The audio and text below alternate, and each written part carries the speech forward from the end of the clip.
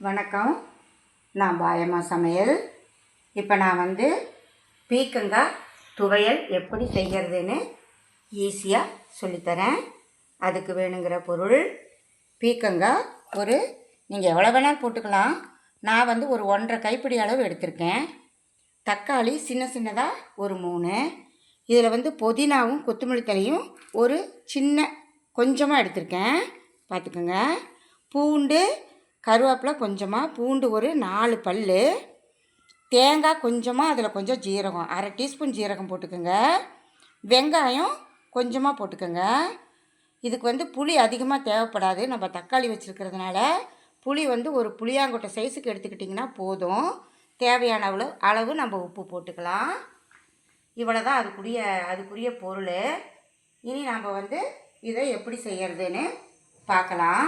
அதுக்கு முன்னாடி இந்த காயை பற்றி நீங்கள் தெரிஞ்சுக்கணும். இதில் 90% இதில் தண்ணி இருக்குது.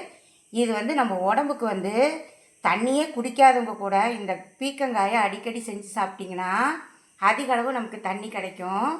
ப்ரெஷர் இருக்கிறவங்களும் சரி, சுகர் இருக்கிறவங்களும் சரி, இந்த காயை வாரத்தில் ஒரு 4 நாள் சாப்பிடுங்க. சுகர் கட்டுப்பாட்டுக்கு வரும்.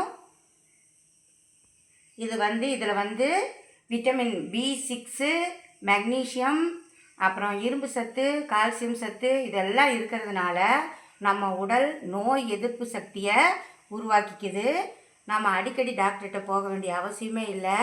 இந்த காயை குழந்தைங்களுக்கு வணக்கியும் கொடுங்க, சட்னி பண்ணியும் கொடுங்க, பொரியலாகவும் கொடுங்க, கடைஞ்சும் கொடுங்க, எப்படி வேணாலும் கொடுங்க. இது முக்கியமாக என்ன பண்ணுதுன்னா நம்ம குடலில் புண்ணு வராமல் பாதுகாக்குது. புண்ணு இருந்தால் கூட சரி பண்ணிடும். அது இல்லாமல் நம்மளுடைய கிட்னியும் சரி, நம்மளுடைய கல்லீரல் தான் நம்ம உடம்புக்கு ரொம்ப முக்கியம். அது சுறுசுறுப்பாக இயங்கிறதுக்கு இந்த காய் உபயோகப்படுது. இதெல்லாம் நீங்கள் எவ்வளோ அதிசயம் பார்த்தீங்களா? இந்த காயை நீங்கள் அடிக்கடி சாப்பிடுங்க, குழந்தைங்களுக்கு கொடுங்க. இப்படி சட்னி செஞ்சு நீங்கள் அதிகமாக சாப்பிடுங்க. இப்போ நம்ம வீடியோக்குள்ளே போகலாம். நல்லெண்ணெய் கொஞ்சமாக ஊற்றிக்கோங்க. ஒரு 3 டீஸ்பூன் ஊற்றிக்கோங்க. இப்போ எண்ணெய் காயட்டும். வரமிளகா சொல்லுங்க.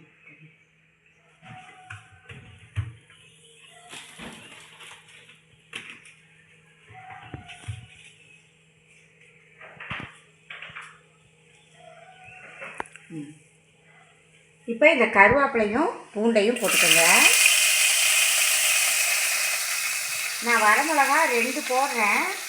நீங்கள் அதிகமாக வேணும்னாலும் போட்டுக்கோங்க, தப்பு இல்லை. குழந்தைங்க காரம் சாப்பிட மாட்டாங்க, அதுக்கு தகுந்த மாதிரி போட்டுக்கோங்க. ரொம்ப வர விடாதீங்க, தீஞ்சு போயிடும். இப்போ நீங்கள் இந்த வெங்காயத்தை போட்டுக்கோங்க.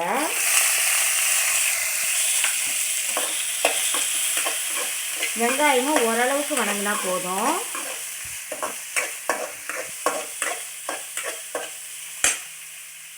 இப்போ நீங்கள் இந்த பீக்கங்காயை போட்டுக்கோங்க.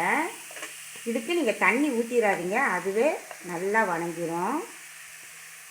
வணங்கும் போது கொஞ்சம் உப்பு போட்டுக்கோங்க.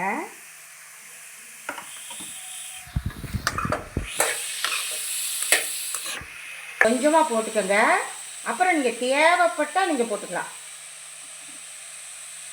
இது நல்லா வணங்கட்டும்.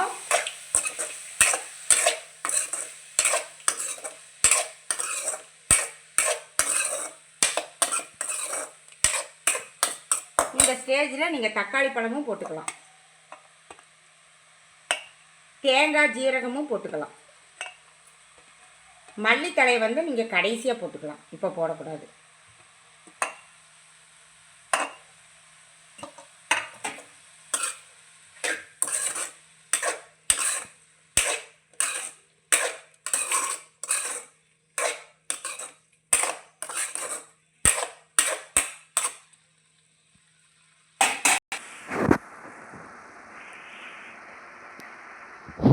இப்போ இந்த அளவுக்கு மஞ்சத்தூள் போட்டுக்கோங்க. கலருக்கு தான், வேறு ஒன்றும் இல்லை. இப்போ நீங்கள் கொஞ்சமாக மிளகாத்தூள் போட்டுக்கலாம்.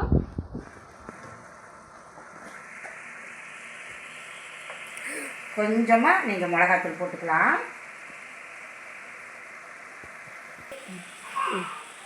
இப்போ நீங்கள் வந்து இந்த புளி பாருங்கள், கொஞ்சமாக வச்சுருக்க கொட்டை இருக்கும், பார்த்துக்குங்க. இதை போட்டுக்கோங்க. ஏன்னா நம்ம தக்காளி போட்டுருக்கிறதுனால கொஞ்சமாக புளி வச்சுக்கலாம். புளி வந்து நல்லதில்லை உடம்புக்கு, அதனால் கொஞ்சமாக யூஸ் பண்ணிக்கோங்க, அதிகமாக யூஸ் பண்ணாதீங்க. இதோ அவ்வளோதான். இப்போ நான் அரைக்க போகிறேன். பீக்கங்க வணக்கியாச்சு. இப்போ நான் வந்து அரைக்க போகிறேன். இதை வந்து நீங்கள் ஆற வச்சு அரைக்கணும், அப்படியே போட்டுறாதீங்க, சூடு தாங்காது. அரைச்சி இங்கே பாருங்கள், இந்த மாதிரி எடுத்துக்கணும். இப்போ நான் ஒரு தாளிப்பு இதோட மண்டை மேலே கொட்ட போகிறேன்.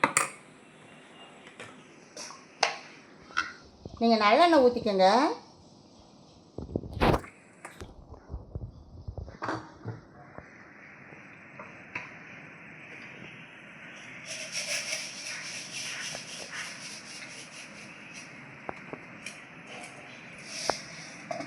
இது பாருங்கள், கொஞ்சமாக கடலைப்பருப்பு, உளுத்தம்பருப்பு, கடுகு போட்டுக்கணும்.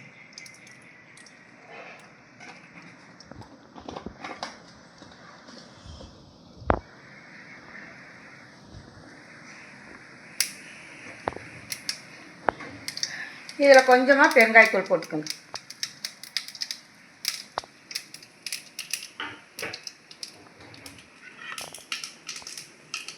கம்மியாக வெங்காயம் போட்டுக்கணும். கருவேப்பிலை போட்டுக்கணும். அவ்வளோதான். காலையில் ராகி கஞ்சி செஞ்சிங்கன்னா அதுக்கு வந்து இந்த சட்னி தொட்டுக்கிறதுக்கு ரொம்ப நல்லாயிருக்கும்.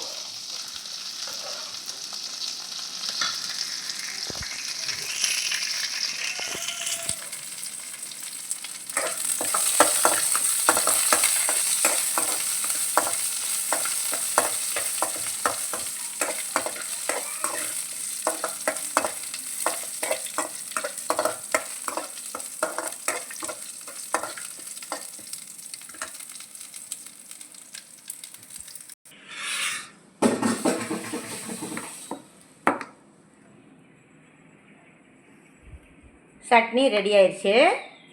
குழந்தைங்களுக்கு வந்து சுடு சாதத்தில் ஒரு டீஸ்பூன் நெய் போட்டு இதை பிசைஞ்சு கொடுத்தீங்கன்னா சாப்பிடாத குழந்தைங்க கூட சாப்பிடும், அவ்வளவு டேஸ்ட்டாக இருக்கும்.